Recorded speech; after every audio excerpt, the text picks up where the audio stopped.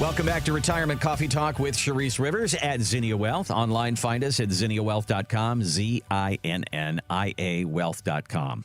All right, so I tried, again, with the billions of dollars they had out there with the Mega Millions lottery, and I didn't win. So, one of these days, Sharice, I'm going to come to you and say, Sharice, I've got $1 billion. What can you do for me?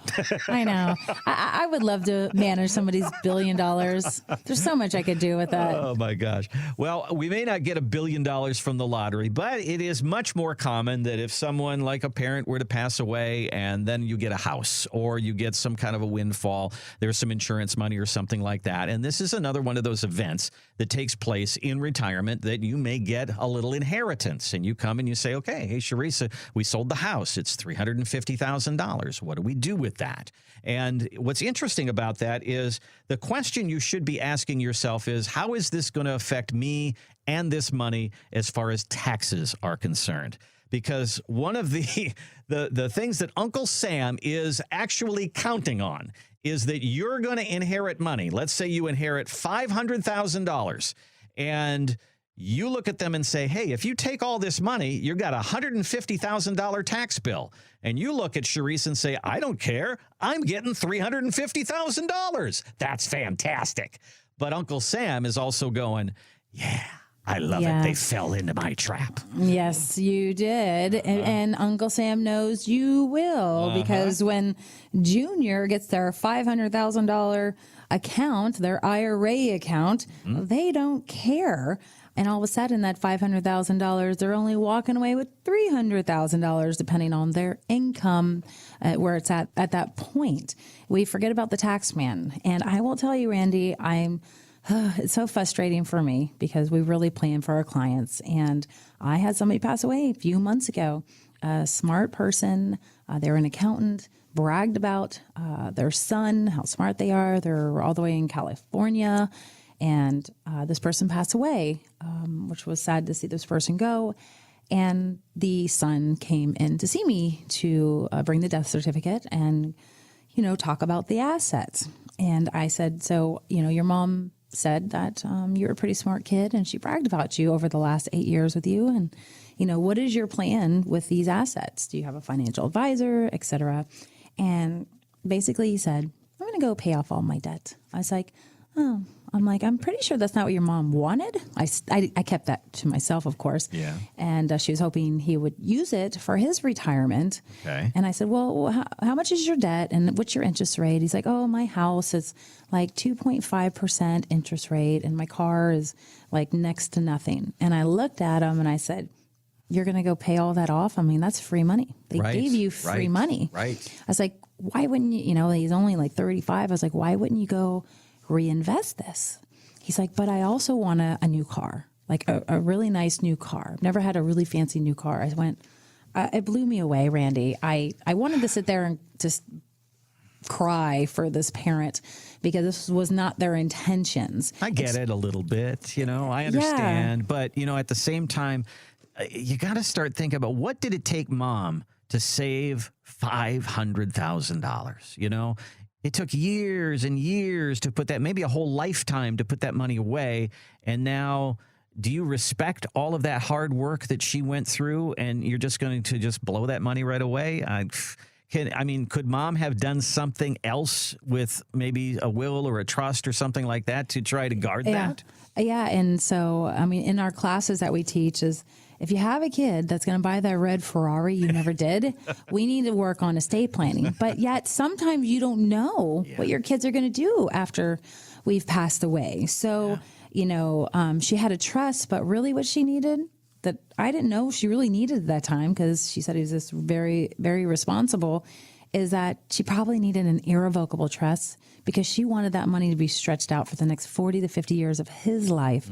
And so if I would have known this, I might have encouraged her to do that, because then she could still rule from the grave. And I'm not a fan of irrevocable trust, but I am if you want to make sure those kids don't buy that red Ferrari you always did, because they will. And people come in all the time saying, I got 3 kids and one of them is definitely eyeballing one of those things. So, and we put the irrevocable trust together with the attorneys, and it basically says, hey, we're going to treat you like a Campbell soup kit, and you're going to get your $1,000 a month for the rest of your life, and then that money gets stretched to your kids if you have kids, or maybe it's a different number, but you can control the income that's going out.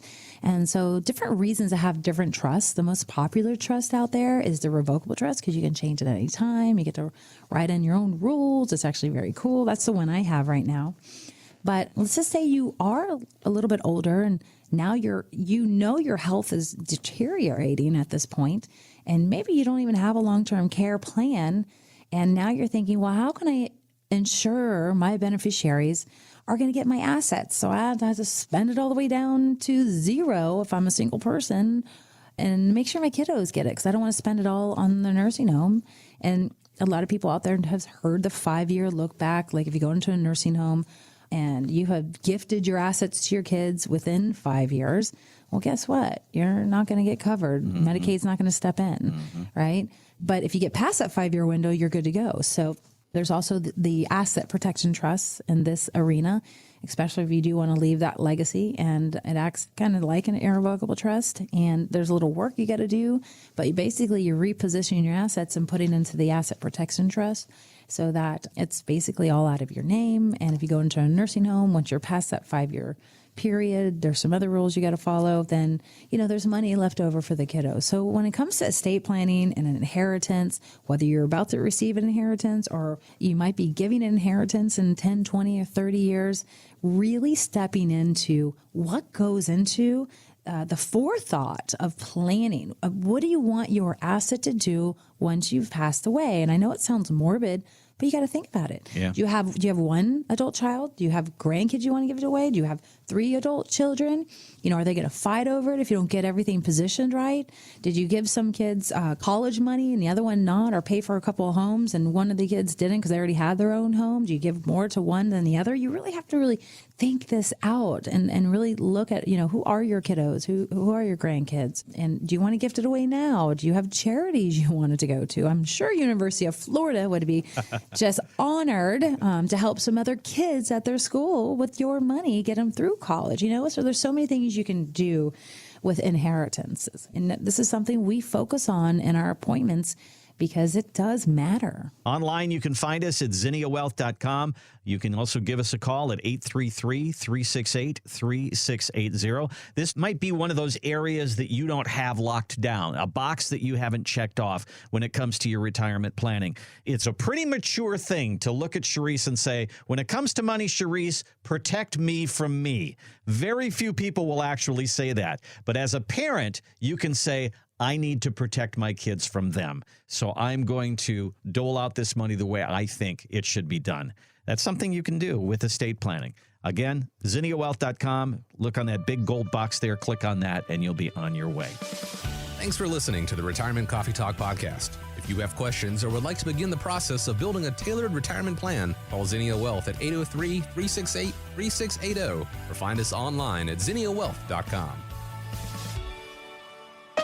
Charisse Rivers is an investment advisor representative of Zinnia Wealth Advisory, LLC, a registered investment advisor. Exposure to ideas and financial vehicles discussed should not be considered investment advice or recommendation to buy or sell any financial vehicle. Past performance is not a guarantee of future results. Investments can fluctuate and when redeemed may be worth more or less than when originally invested. Financial professionals are not licensed in all 50 states. To find out if Charisse Rivers is licensed in your state, please contact their office. Zinnia Wealth Advisory, LLC is not affiliated with nor endorsed by the Social Security Administration or any other government agency and does not provide legal or tax advice. Annuity guarantees rely solely on the financial strength and claims-paying ability of the issuing insurance company. Any client experiences discussed during this show are unique to that client. They are not meant to imply or suggest you will experience the same results. By contacting us, you may be provided with information about insurance and annuity products offered through Charisse Rivers, NPN Insurance License Number 8718011.